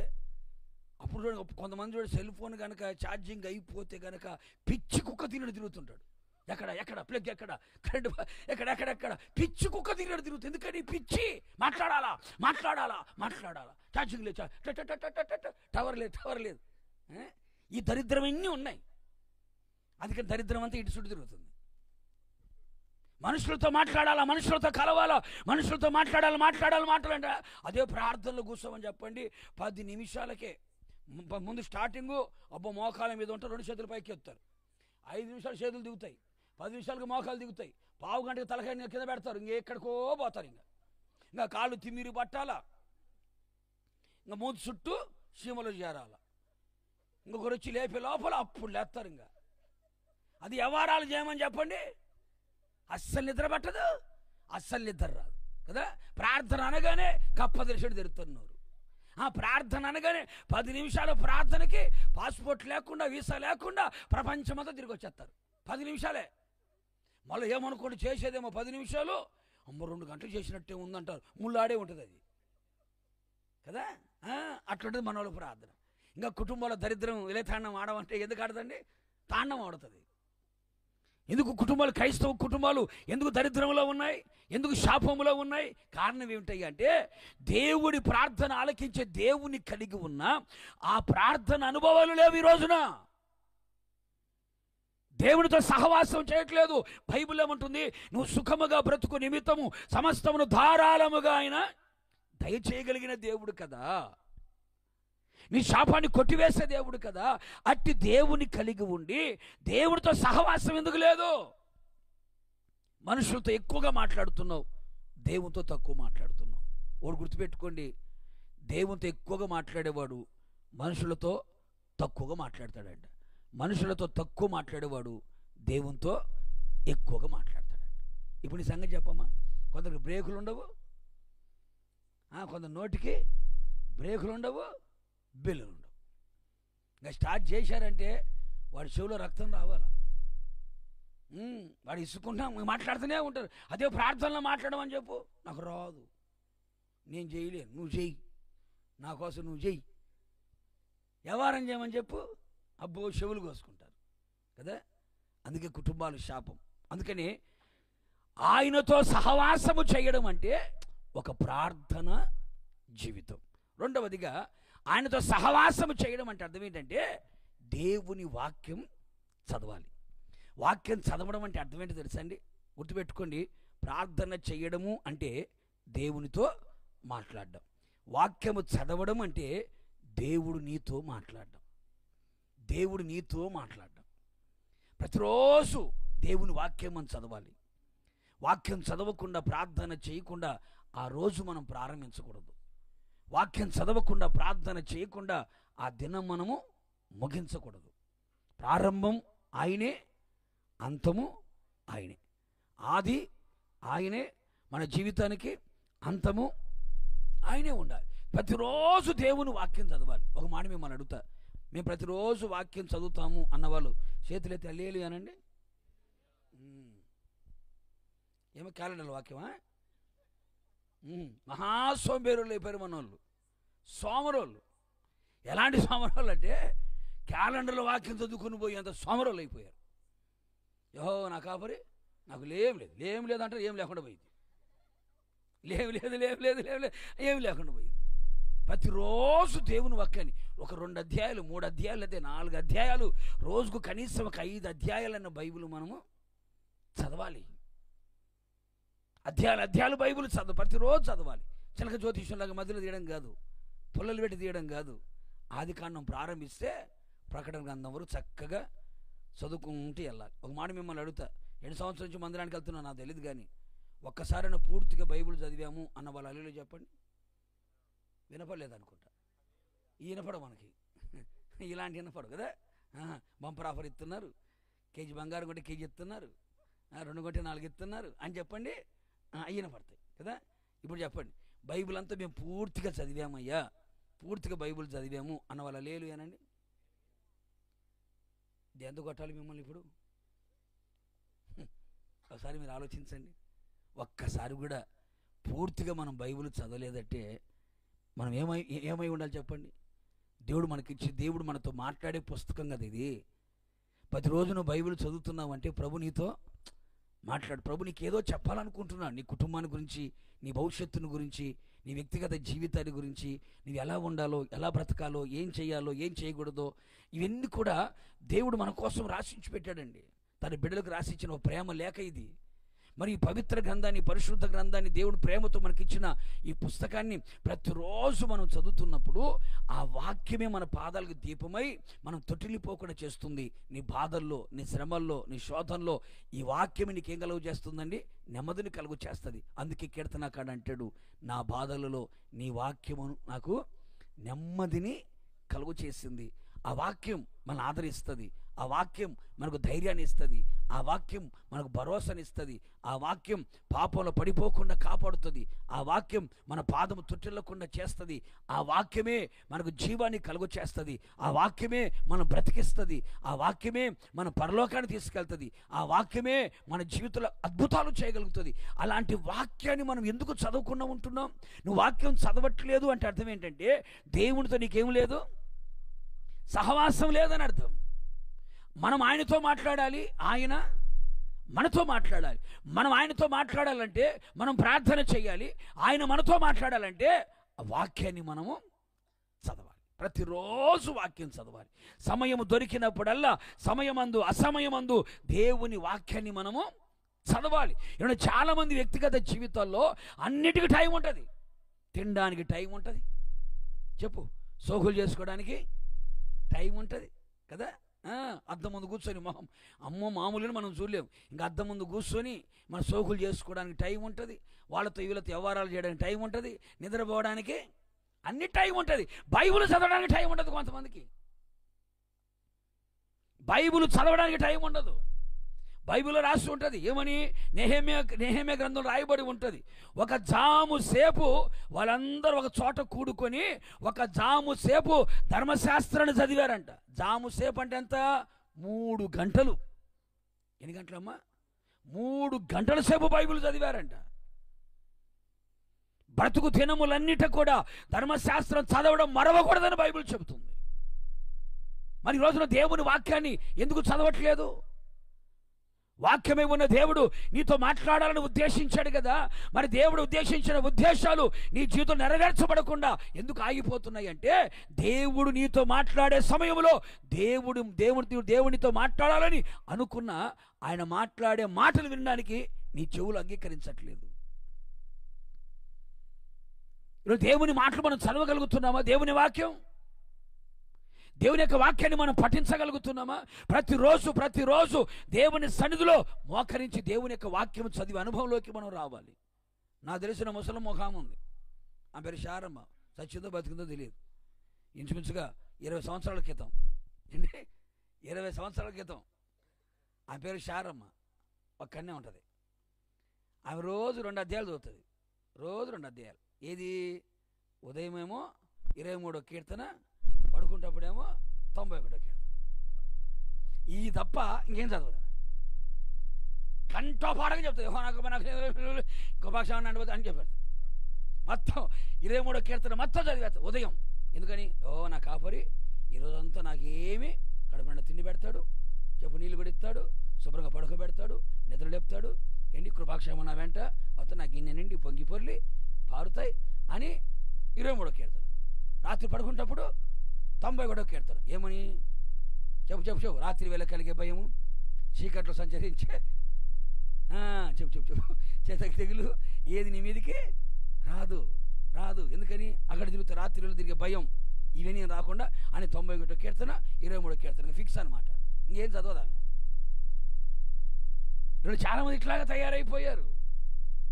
దేవుని వాక్యం మనం పరిశుద్ధపరిచే దేవుని వాక్యం, అది జీవము కలిగిన దేవుని వాక్యం, దేవుని దివ్యవాక్యం, సత్యవాక్యం, పరిశుద్ధమైన ఆ వాక్యాన్ని ప్రతిరోజు నీవు ఎంతగా చదువుతావో అంతగా దేవుని చేత ఆదరించబడుతావు, బలపరచబడుతావు, ఆశీర్వదించబడుతావు, వర్ధిల్లగలుగుతావు.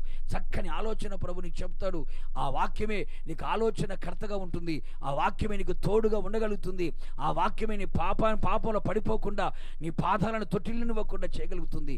అందుకని దేవునితో సహవాసము చేసే వ్యక్తి ప్రార్థన చేస్తాడు. రెండోది వాక్యాన్ని చదువుతాడు, వాక్యాన్ని వింటాడు, వాక్యాన్ని ధ్యానిస్తాడు, వాక్యాన్ని అనుసరిస్తాడు. మూడవదిగా దేవునితో సహవాసం కలిగిన వాళ్ళు ఏం చేస్తారయ్యా అంటే, మూడవదిగా ఏంటి అంటే పరిశుద్ధాత్మ అనుభవం కలిగి ఉంటారు. పరిశుద్ధాత్మతో నింపబడిన వారై, పరిశుద్ధాత్మతో నింపబడి పరిశుద్ధాత్మ చేత నడిపించబడే అనుభవంలోకి రావాలి. ఆత్మతో నింపబడడం ఒక అనుభవం, ఆత్మ చేత నడిపించబడడం అనేది మరొక అనుభవం. అందుకని యేసుక్రీస్తు ప్రభుల వారు కూడా చెప్తున్నాడు, నేను తండ్రి దగ్గరికి వెళుతున్నాను, తండ్రిని వేడుకుంటాను, ఆదరణకర్తను పంపిస్తాను, ఆదరణకర్త మీతో ఉంటాడు, మీలో ఉంటాడు అని చెప్పి ఇప్పుడు పరిశుద్ధాత్మ దేవుడు మనలో ఉండి ఆయన ఏం చేస్తున్నాడు? మనల్ని నడిపిస్తున్నాడు. అందుకని పరిశుద్ధాత్ముని యొక్క సహవాసం మనకు కావాలి. ఆత్మ సహవాసం కలిగిన వారిగా ఉండాలి. అందుకే పౌలు గారు అంటాడు కదా, పరిశుద్ధాత్మ సహవాసం మీకు తోడుగా ఉండునుగాక అంటాడు. అందుకని ప్రేమైన దేవుని బిడ్డలారా, ఈ విధంగా దేవునితో మనం సహవాసం కలిగి ఉన్నాం అనుకోండి, మరి ఆయన సహవాసం చేస్తే మనకేమవుతుంది? లోకలో ఒక మాట అంటారు కదా, 6 నెలలు వాడితో సహవాసం చేస్తే ఈ బాగు తెలుసు, మనకు వాక్యం తెలియదు, ఈ బాగానే చెప్తారు, వాడు వీడవుతాడు, వీడు వాడవుతాడు కదా. మరి ఇన్ని సంవత్సరాల నుంచి యేసు ప్రభు సహవాసం చేస్తున్నావు కదా, ఒకటని వచ్చిందే? నువ్వు చెప్పింది కరెక్టే, వీడు వాడవుతాడు, మంచిది. అన్యజనులు ఇశ్రాయేలు ప్రజలట అన్యజనులతో సహవాసం చేసి వాళ్ళ క్రియలు నేర్చుకున్నారని రాయబడింది. మరి ఇంతకాలం యేసు ప్రభు దగ్గరికి వస్తున్నాం, ప్రార్థన చేస్తున్నాం, భక్తి చేస్తున్నాం, సపోర్ట్ కొడుతున్నాం, చర్చికి వెళ్తున్నాం కదా. మరి ఇంతకాలం యేసు ప్రభు దగ్గరికి వస్తున్నాం కదా, యేసు ప్రభు బుద్ధులు ఒకటని వచ్చినాయా? మరి ఆయనతో సహవాసం చేస్తే ఏం రావాలా? ఆయన క్రియలు రావాలి కదా.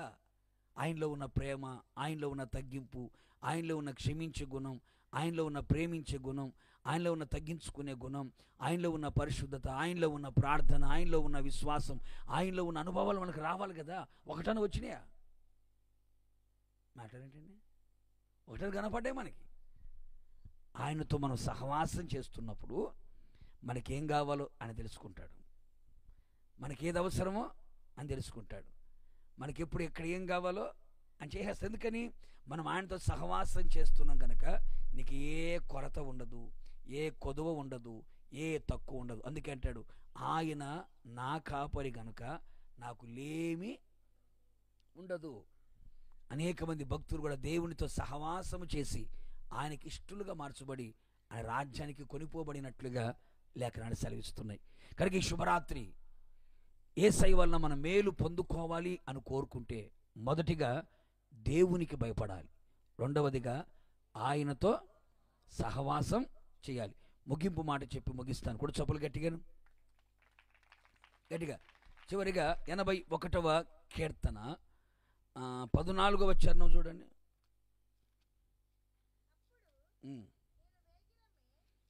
81వ కీర్తన 13వ చరణం.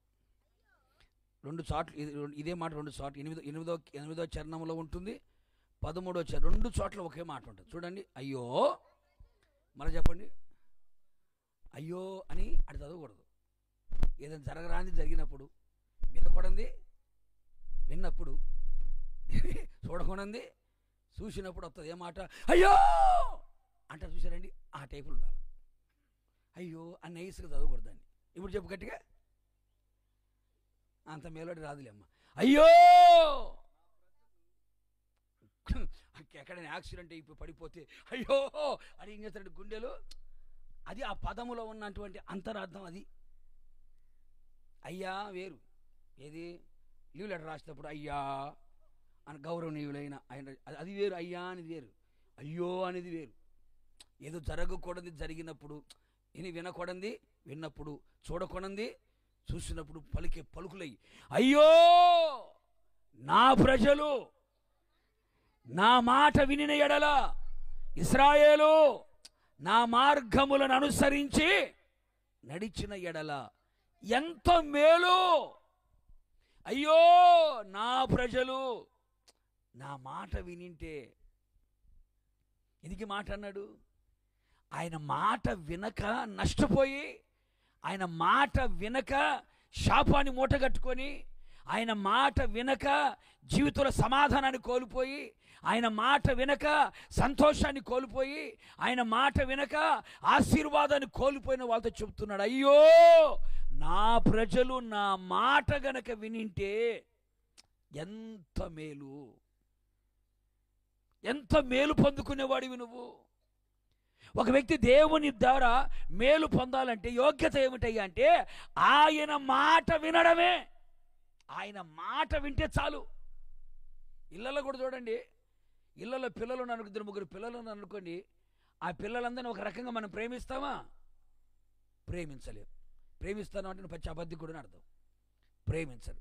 ఎవరిని ప్రేమిస్తారు ఎక్కువగా? ఎవడైతే నీ మాట వింటాడో, నువ్వు చెప్పింది చేస్తాడో, వాని మీద కొంచెం మనకి ప్రేమ ఎక్కువ ఉంటుంది. అవునా కదండి? మరి దేవునికి కూడా ఆయన మాట వినేవాళ్ళు కావాలి. దేవుని మాటను వినగలిగితే, దేవుని మాటకు నువ్వు లోబడగలిగితే, దేవుని మాటకు చెవియొగ్గగలిగితే, దేవుని మాట ఆలకించగలిగితే ఎంత మేలు కలుగుతుంది. అప్పుడప్పుడు అరే నా మాటినరా, నా మాటినరా, రే బండి దోలొద్దురా, బండి మీద స్పీడ్ పోవద్దురా, జాగ్రత్తరా జాగ్రత్త, నా మాటినరాడే, నువ్వు చెప్పేది ఏంటి అంటాడు. పైకి లేపుతాడు. ఏది ముందు చక్రం పైకి లేపుతాడు, ఆ తర్వాత వెనక చక్రం కూడా పైకి లేచిద్ది. చివరికి ఎక్కడ ఉంటాడు? 108 కూర్చొని హాస్పిటల్లో ఉంటాడు. చెప్పానయ్యా ఆడికి, నా మాటినరా నా మాటినరా అన్నాను, విన్నాడా? వినలేదు. ఏమైంది? 2 కాళ్ళు ఇరగొట్టుకొని మెడ పక్కకు పోయి డిస్క్ పక్కకు పోయిందంట. ఇంకా జీవోత్సవంలా ఉన్నాడు. ఇప్పుడు ఎత్తు పైకి బండి, ఇప్పుడు పైకి ఎత్తు. వద్దురా వద్దురా వద్దురా అని ఎంత చెప్పినా కొంతమంది వినరు. ఒరే సుట్టలు మానరా బాబు, సుట్టలు మానరా, నా మాట వినరా, అరే గుండెలు రంధ్రం పడిపోతున్నాడే, రింగులు రింగులు రింగులు రింగులు రింగులు రింగులు తిప్పుతాడు. ఆ తర్వాత ఆ రింగు వచ్చాడు పడితే రింగులు రింగులు తిప్పాడు, ఒక రింగు వచ్చాడు పడింది. ఏమైంది? ఏమైంది? ఒక రింగు వచ్చాడు పడింది. నీకు పడితే పాయా, నీ పుట్టే పిల్లలు కూడా రంధ్రాలు పడుతున్నాయి. వద్దురా చుట్టలొద్దు, బీడీలొద్దు, సిగరెట్లు వద్దురా. ఎందురా నాయనా ఆ పానుపురాకులు ఎందుకు నమ్ముతావు? మేకలు నమ్మినట్టుగా ఆకుబొక్కలు మానరా అంటే మానతామా? నాడు కదా క్యాన్సర్ పండు పుట్టు అని మొత్తం పుండి పుట్టి ఇంకా గొట్టబెట్టి లోపల పంపిస్తుంటారు. వరి విన్నావా? ఎందుకురా తాగుతావు తాగుతావు తాగుతావు, ఆస్తులన్నీ అమ్మేసుకున్నావు, భార్యను మంగళసూత్రం కూడా తాకట్టు పెట్టేశావు, పిల్ల ఫంక్షన్కి వచ్చిన సామానంతా కూడా తాకట్టు పెట్టేశావు, ఎందుకురా తాగుతావు? వద్దురా వద్దురా అంటే విన్నాడా? నా డబ్బు నా డబ్బు నా ఇష్టం తలకు పోసుకుంటా అంటివి. ఇప్పుడు 2 ఏమైపోయి చెప్పు, లివర్లు పోయి, ఊపిరితిత్తులు చెడిపోయి అనుకుంటా పొట్టంతిత్తులా వాసిపోయి ఇంకా హాస్పిటల్లో కూర్చుంటాడు. వింటాడా? చెప్పరమ్మా, చెప్పండి. మాట వినండిరా, మాట వద్దు, మనకు వద్దు, అది వద్దు అంటారా? అందుకంటే అయ్యో దేవుడు ఎంత బాధపడుతున్నాడు. అయ్యో నా ప్రజలు నా మాట వినిన ఎడల. ఈరోజు మన ఆత్మీయ జీవితంలో ఎందుకు నష్టపోతున్నాం? ఎందుకు నా ఆశీర్వాదాన్ని చూడలేకపోతున్నాం? కన్యలకు కారణంగా మన జీవితాలు ఎందుకు మారిపోతున్నాయి? శాపాలకు నిలయాలుగా ఎందుకు జీవితాలు ఉంటున్నాయి? సమాధానం ఎందుకు కోల్పోతున్నాం అంటే దేవుని మాట వినకపోవడమే. దేవుని మాట వినకపోవడమే. ఓ చిన్న ఉదాహరణ బైబిల్లో మాట మీకు చెప్తాను. మనందరూ తెలిసిందే, యేసు ప్రభు భూమి మీద సంచరిస్తున్న రోజుల్లో ఇంకా ఆయనకి ఎవరు శిష్యులు ఇంకా తయారవ్వలేదు. గలిలయ సముద్ర తీరాన ఓ చిన్న ప్రార్థన కూటని యేసయ్య పెట్టాడు. చాలామంది జనాలు వచ్చారు, అందరికి ప్రార్థన చేశాడు. అందరు ఏమయ్యారండి? ప్రార్థన చేయించుకొని వెళ్ళిపోయారు. వెళ్ళిపోయిన తర్వాత చివరిలో ఒక ఆయన తన పడవలో కూర్చొని వలలు బాగు చేసుకుంటా ఉన్నాడు. తిన్నగా యేసు ప్రభు అతని దగ్గరికి వెళ్ళి, బాబు నీ పడవలో నేను కూర్చుంటాను అన్నాడు. సరే కూర్చో అన్నాడు. నీ పడవ కాస్త లోతులోకి పోనిస్తావా అన్నాడు. సరే అని లోతులోకి పోనిచ్చాడు. ఆ తర్వాత నీ వల సముద్రంలోకి విసురుతావా అన్నాడు. అప్పటి వరకు మౌనంగా ఉన్న వ్యక్తి నోరు తెరిచి మాట్లాడాడు.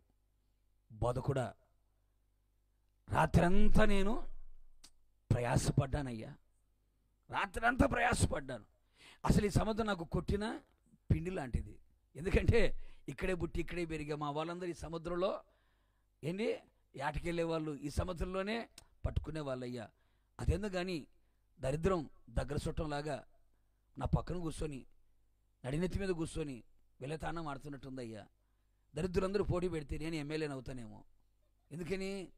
రాత్రంతా ప్రయాసపడ్డానయ్యా. రాత్రంతా ప్రయాసపడ్డా నేను. ఒక్క షాపు కూడా నాకు, సరే ఇంటికి పోవడం పక్కన పెట్టి నేను కాల్చుకుని తినడానికి కూడా నాకు లేదయ్యా. కానీ నువ్వేమో నా పడవెక్కిన దగ్గర నుంచి నా మాటిను ఇదే చేస్తున్నావయ్యా. రాత్రి అంతా నేను ప్రయాసపడ్డాను, ఒక చాపు కూడా నాకు పడలేదయ్యా. ఇంటికి కూడా నేను వెళ్ళలేదు. ఎందుకు వెళ్ళలేదంటే అసలే నా భార్య ముక్క లేకపోతే ముద్ద ఆ మనిషికి దిగదు. ఏం లేకుండా ఒట్టి చేతులు ఊపుకుంటూ పోయాను అనుకో, నా భార్య మాటలకి నేను ఇంకా ఉరేసుకుని చావడమే. అందుకని ఇంటికి కూడా వెళ్ళలేదు. పిల్లలు ఉన్నారనుకోండి, daddy good day biscuit packet తెచ్చావా అంటారు. ఇక్కడ బతుకు బ్యాడ్ డే కూర్చుంటే గుడ్ ఎక్కడి నుంచి వచ్చింది? డాడీ 5 స్టార్ చాక్లెట్ తెచ్చావా అంటారు. సింగిల్ స్టార్కి ఏడ గతి లేకపోతే ఇంకా 5 స్టార్ ఎక్కడి నుంచి తీసుకొచ్చి పెడతా నేను? ఇంటి చుట్టూ అప్పులు చేసి పెడితే. అందుకని అప్పులు ఈగలు ముసురుకున్నట్టుగా ముసురుకుంటానేమో. ఇంటికి కూడా వెళ్ళలేదయ్యా.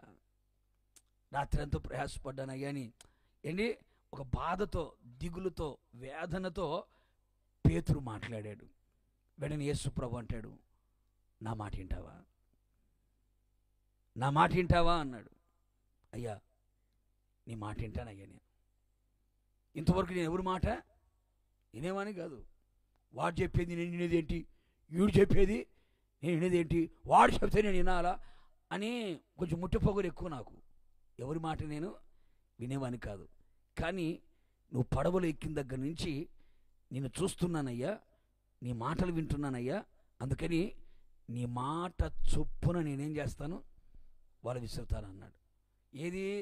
పట్టపగలు ఆ సముద్రంలో అలా వల విసిరాడు. అప్పటికి పేతురికి అనుమానం ఎక్కడో కొట్టుకుంటుంది. లోతు లేదు.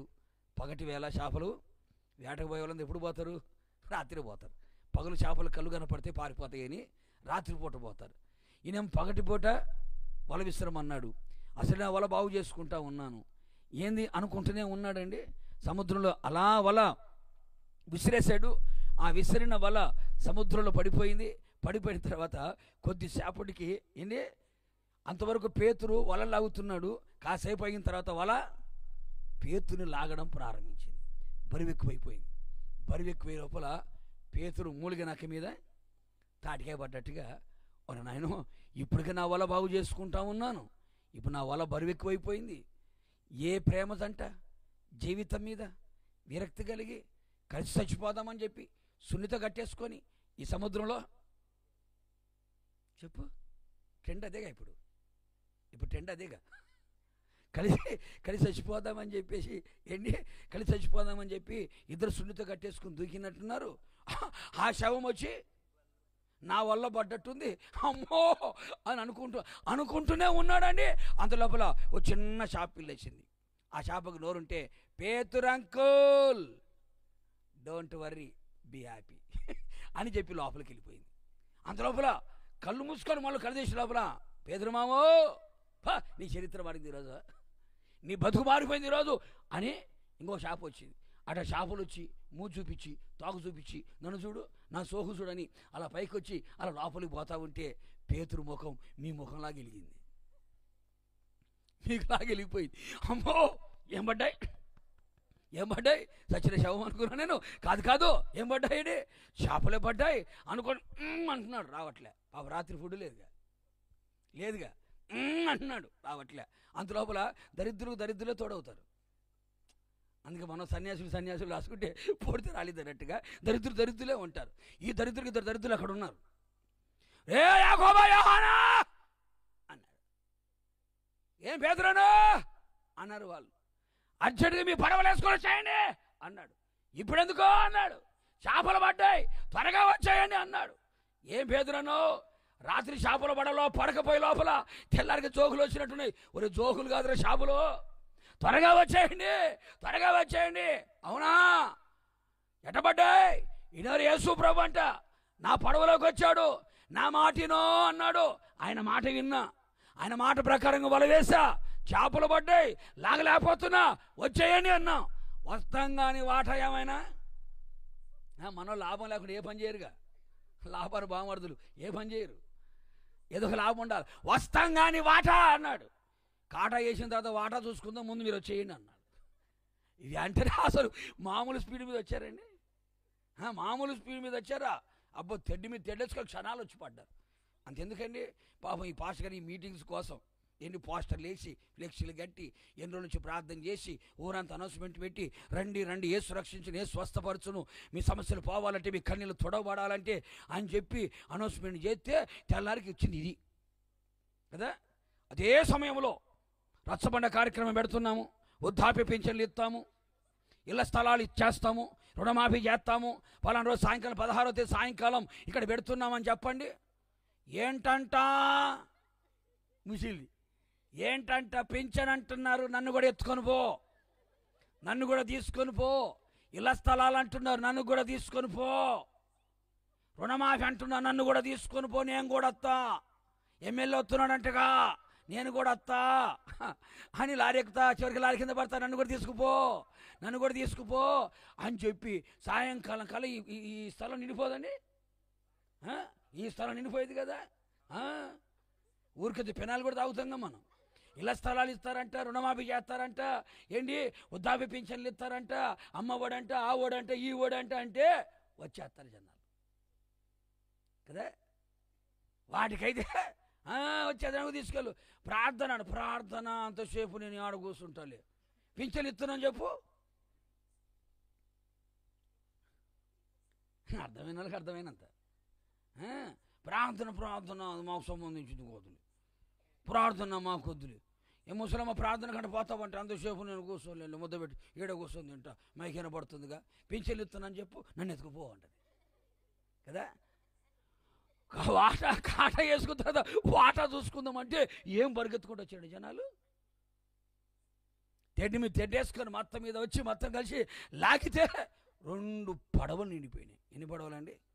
2 పడవలు నిండిపోయినాయి. పేతురు చరిత్రలో చూడలేదంట అన్ని చేపలు. సంవత్సరాలు తరబడి చేస్తున్నాడు కానీ ఏ రోజున అన్ని చేపలు చూడలేదు. చూసుకుంటున్నాడు చేపలు చూసుకుంటున్నాడు, మురిసిపోతున్నాడు. అమ్మో ఇది బంగారు తీగ, ఇది బొచ్చ, ఇది చందోలు, చెప్పు అని చెప్పుకున్నారు. కళ్ళతోనే కాట, దేంతో కళ్ళతో కాటేస్తున్నాడు. ఇది కేజీ 3000, ఇది కేజీ 2000, ఇది కేజీ 500, ఇది కాస్ట్లు ఎక్కువ, ఇది మచిలీపట్నం పంపించాలా, ఇది విజయవాడ పంపించాలా, ఇది గన్నవరం పంపించాలా. అమ్మో కళ్ళతోనే చేపల మార్కెట్ శుక్రవారం వెళ్ళిపోతే సరిపోయింది అని కళ్ళతోనే కాట వేసుకొని అన్ని అక్కడే చూసుకుంటున్నాడు. అక్కడే ఒక చేప కదలట్ట, అన్నిటి ఉన్నాయి. పక్కన అన్నాడు పేతురు, డౌట్ వచ్చింది. ఏంటి ఈ బతికిలేవనుకుంటా, బతికిన చేపలైతే ఎగిరి పడతాయి, ఎగరట్లే, ఎగిరే కాదనుకుంటా. ఎవడ మందు కొట్టినట్టున్నాడు, ఆ బాంబు పేల్చినట్టున్నాడు. అన్నీ చచ్చిపోయినట్టున్నాయి. దరిద్రం వెంటాడుతున్నట్టుంది నీకు ఏంటి, దరిద్రం వెంటాడుతున్నట్టుంది. మొత్తం వచ్చి షాపు తినబడ్డట్టున్నాయి. ఆ లోపల అమ్మోనా అనుకొని ఓ షాపు రెడ్డి కదిలిచ్చాడు. బతికవునాలే, బతుకున్నారా? మరి బతుకున్నప్పుడు ఎగురుకుంటా సముద్రంలో పోవాలి కదా. మరి పిచ్చోడా, మేము ఆ యేసయ్య మాట విన్నాం. ఏమని చెప్పాడు యేసయ్య? ఒక దరిద్రుడు వలేస్తున్నాడు, ఇడు అష్టదరిద్రుడు నిష్టదరిద్రుడు అండి వల వేస్తున్నాడు. వాడు రాత్రి అంతా తిరిగినా ఒక షాపు కూడా వాడికి బలేదు. నా మాట విన్నాడు, ఇప్పుడు వలేస్తున్నాడు. షాపులారా మీటింగ్ పెట్టుకోండి, అందరు వచ్చి ఎక్కడ కూర్చోవాలా? వల పిగిలిపోయిన వల పారిపోగాకండి, ఇక్కడ కూర్చోండి, లాగినప్పుడు బయట ఉండండి అని చెప్పాడు. మరి పిచ్చోడా, నీ దరిద్రం పోగొట్టడానికి మేము ఆయన మాటిని మీ వల్లోకి వచ్చి పడ్డాం. మేము చావలేదు, మేము బతికే ఉన్నాం. అందుకేనండి చేపలు మాట విన్నాయి గనక ప్రపంచంలో మత్స్య సంపద ఎక్కువ. కొడు చేపలు గట్టిగాను. చేపలు ఎందుకు దేవుడు ఆస్వాదించాడు అనుకున్నారు? చేపలు దేవుని మాట విన్నాయండి. చేపలు దేవుని మాట వినే లక్షణం ఉంది. దేవుడు చేసిన సృష్టిలు అన్నీ దేవుని మాట వింటున్నాయి, కానీ ఈ మట్టోడినట్లేదండి. చేపలు దేవుని మాట వినలేదా? యోనాన్ని మింగమంటే మింగలేదా? కక్కమంటే కక్కలేదా? షేకెళ్ళి మింగమంటే షేకెళ్ళి మింగి గాలానికి బల్లేదా? సెపరేట్ అండి. చేపలు దేవుని మాట విన్నాయి, గాడిద దేవుని మాట వింది, కోడి పుంజు దేవుని మాట వింది, కాకి దేవుని మాట వింది, అన్ని దేవుని మాట వింటున్నాయి. ఈ మట్టోడు మాత్రం మాట వినట్లేదు. ఈ మట్టోడు మాట వినందువల్ల దరిద్రం. ఎదురన్న నీ దరిద్రం పోగొట్టడానికి మేము మీటింగ్ పెట్టుకుని వచ్చి కూర్చున్నాం. వీడ నేను సావలేదు, కానీ తీసుకుపో. ఒక్కసారి చూసి గాలి మెడలు కడుతున్నాడు. విజయవాడ తీసుకెళ్ళి చేపల మార్కెట్లో పెట్టి వత్త చందన బ్రదర్స్ పోయి నా భార్యకి లైట్ల షీర తీయాల. లైట్లు వేసిరా, లైట్ల షీర తీయాల, దోంతరి షీర తీయాల, నెట్ గేదెలు కడతారు చూడు, నెట్ తీయాల. నా పిల్లలకి నిక్కడు సొక్కలేదు, సొక్కడు నిక్కర్లేదు. వాడికి ఏం చేయాలి? నేను జీన్స్ ప్యాంట్ తీయాలా అని గాల్లో ఏం కడుతున్నాడండి? గాల్లో మేడలు కడుతున్నాడు. అంత లోపల పేతురన్నో అని కొట్టాడు. కొడితే గాలి మేడలన్నీ కూలిపోయాయి. తీర చూసి షాపులు ఆడేవనే గోసుగుడి ఉంది. అప్పుడు చూసుకొని పశ్చాత్తాపడి ఏడుస్తున్నాడు. ఒక మాట మీరు ఆలోచించండి.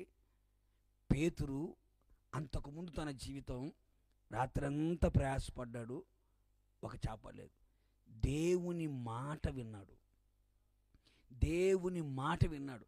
తన అహంకారాన్ని, తన అతిశయాన్ని, తన గర్వాన్ని అణిచేసుకొని దేవుని మాట, ఒక వ్యక్తి మరొక వ్యక్తి మాట వినాలంటే ఇతనిలోన ఇగో చావాలా అండి, అంతే కదండి. అతను ఇగో చస్తేనే ఎదుటి వ్యక్తి మాట వినగలుగుతారు. ఇగో చావలేదంటే వాడు నో చెప్పేది ఏంటి, వాడు బతికేంటి నా బతికేంటి అంట. ఇగో చచ్చిందనుకో చెప్పు. అలాగ దేవుని మాట నువ్వు వింటే నీ బ్రతుకు ఎప్పుడో బాగుపడి ఉండేది. ఏది ఆ ఫైనాన్స్ వాళ్ళ మాట బాగానే వింటున్నావు, నెత్తిమి టో పెట్టిపోతున్నారు. షీటి పాటలో మాట వింటున్నావు, చివరికి మొత్తం చదువుకొని వినపడిందిలే. షీటి పాటలు మాట వింటున్నావు, 3 లక్షల షీట్ కట్టాడంట, పిల్ల పెళ్లి చేద్దామని. తెల్లారి వేల లోపల ఇంటికి తాళం వేసింది, లోపలితో మొత్తం సామాన్ లేదు. వాళ్ళ మాట వీళ్ళ మాట వింటున్నావు, కానీ దేవుని మాట వింటున్నావా? అందుకే మీరు ఇంటికి వెళ్ళిన తర్వాత ద్వితీయోపదేశకాండం 28వ అధ్యాయం చదవండి. ఇప్పుడు కాదు, మీరు చదవలేదు నాకు తెలుసు, ఇంటికి వెళ్ళి చదవండి. 28వ అధ్యాయంలో ఏముంటుంది? ఒక వ్యక్తి యేసయ్య మాట శ్రద్ధగా వింటే ఎలాగమ్మా? ఎలా వినాలి? మనం దేవుని మాటలు వినేటప్పుడు ఎలా వినాలా? నిద్రపోతా, ఆవలించుకుంటా, నీలుగుతా కాదు. ఎలా వినాలా? శ్రద్ధగా దేవుని మాట వినాలి. ఎంత శ్రద్ధగా దేవుని మాట వింటావో 28వ అధ్యాయం 1 నుంచి 15 వాక్యాలు కనుక మీరు చదివితే అక్కడ ఈ దీవెనలన్నీ వాని మీదకి వచ్చి వానికి ప్రాప్తించును అని రాస్తుంది. ఎవరి మీదికి? ఆయన మాట శ్రద్ధగా వినే వారి మీదికి ప్రాప్తించునని చెప్పి నీ గర్భఫలము ఏంటి, నీ భూఫలము, నీ దుక్కిటెద్దులు దీవించబడతాయి.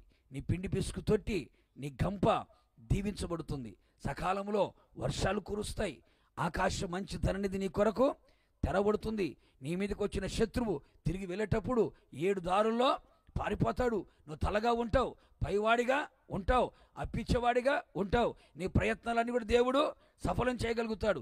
ఇవన్నీ కూడా రాయబడ్డాయి. విచిత్రం ఏంటంటే ఆ 16వ వాక్యం నుంచి మాట వినకపోతే శాపాలు ఉన్నాయి చూశారండి. దీవెనల కంటే శాపాలు ఎక్కువ ఉన్నాయి. మాట వినకపోతే ఎన్ని రకాల శాపాలు ఉన్నాయో తెలుసు, అన్నీ ఉన్నాయి. కానీ మాట వింటే, అందుకని ఈ రాత్రి ఇంతవరకు రాజకీయ నాయకుల మాటలు విన్నావు, మనుషుల మాటని మోసపోయావు, లోకంలో ఉన్న మాటల వైపు నీ మనస్సును తిప్పుకున్నావు. ఈ రాత్రి జీవము కలిగిన దేవుని మాట విను. జీవము కలిగిన దేవుని మాట, నీ బ్రతుకుని మార్చగలిగిన మాట, నీ జీవితాన్ని మార్చగలిగిన మాట. దేవుని మాట విన్న పేతురు జీవితంలో ఎప్పుడు కనివిని ఎరగని ఆశీర్వాదాన్ని చూడగలిగాడు.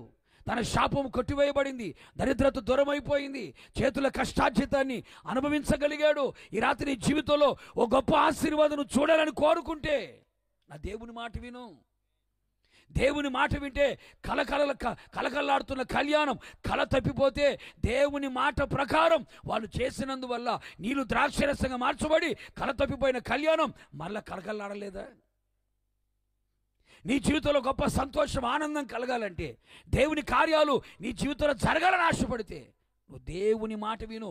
మేలు పొందడానికి యోగ్యత ఏమిటి అంటే దేవుని మాట వినడమే. అందుకంటాడు, ఇతడు నీ వలన మేలు పొందడానికి యోగ్యుడు. ఎవడు యోగ్యుడు? ఆయనకు భయపడేవాడు యోగ్యుడు. ఎవడు యోగ్యుడు? ఆయనతో సహవాసము చేసేవాడు యోగ్యుడు. ఎవరు యోగ్యుడు? ఆయన మాట వినేవాడు యోగ్యుడు. అట్టి వారికి దేవుడు ఏ మేలైనా చేస్తాడు, ఎలాంటి మేలైనా చేస్తాడు. రెండింతలుగానే చేస్తాడు, అధికముగా చేస్తాడు. ఏంటి? దాచి ఉంచిన మేలైనా, సిద్ధపరిచిన మేలైనా, నిత్యము మేలైనా మేలు చేతని హృదయము తృప్తిపరుస్తాడు. మేలన్నీ సమకూడి జరిగేటట్టుగా నీ జీవితంలో చేస్తాడు. ఈ మొదటి రాత్రి దూరాన సమీపాన ఉండి నా యేసయ్య మాటలు ఆలకించిన నా దేవుని ప్రియులారా, నువ్వు ఎక్కడ ఉన్నా, ఏ స్థలంలో ఉన్నా, ఈ రాత్రి ఈ మాటలు నీకు వినబడుతూ ఉండగా, ఈ రాత్రి దేవుని మాట, ఈ రాత్రి నువ్వు పట్టుకొని వెళ్ళాలి. తిరిగి వెళ్ళేటప్పుడు ఒట్టి చేతులతో తిరిగి వెళ్ళకూడదు. ఎందుకు ఇన్ని సంవత్సరాలు దేవుని సన్నిధిలో కనబడుతున్నా, ఎందుకు మేలు పొందుకోలేకపోతున్నాను, కారణం ఏంటి అని ఈ రాత్రి నువ్వు తెలుసుకొని దేవునికి భయపడడం నేర్చుకొని, ఆయనతో సహవాసము చేయడం నేర్చుకొని, ఆయన మాట వినడం నువ్వు నేర్చుకోగలిగితే ఖచ్చితంగా నా దేవుడు అన్ని విషయములలో నా దేవునికి మేలు చెయ్యునుగాక. మీరు మేలులు పొందుదురుగాక, మేలులు పొందుదురుగాక. నీ కుటుంబానికి, నీ జీవితానికి, నీ సంఘానికి, నీ కలిగిన సమస్తములో నా దేవుడు నీకు మేలు కలుగునట్లుగా చెయ్యునుగాక. విశ్వసించిన వారందరూ గట్టిగా లేలు చెప్పండి, గట్టి చెప్పండి. నా దేవుని వల్ల మేలు పొందడానికి నీ యోగ్యునిగా మారుతాను అన్న వాళ్ళు గట్టిగా లేలు చెప్పండి. ఆ యోగ్యతను సంపాదించుకోవడానికే ఈ మీటింగులు పెట్టారు. నువ్వు యోగ్యత పత్రం నువ్వు సంపాదించుకో. ఖచ్చితంగా నా దేవుడు మేలుల మూట నీ నెత్తిన పెట్టి నేను నడిపించునుగాక. ఈ మాటలను యేసయ్య మన హృదయంలో స్థిరపరిచి నూరంతలుగా ఫలింప చేయునుగాక. God bless you. అందులో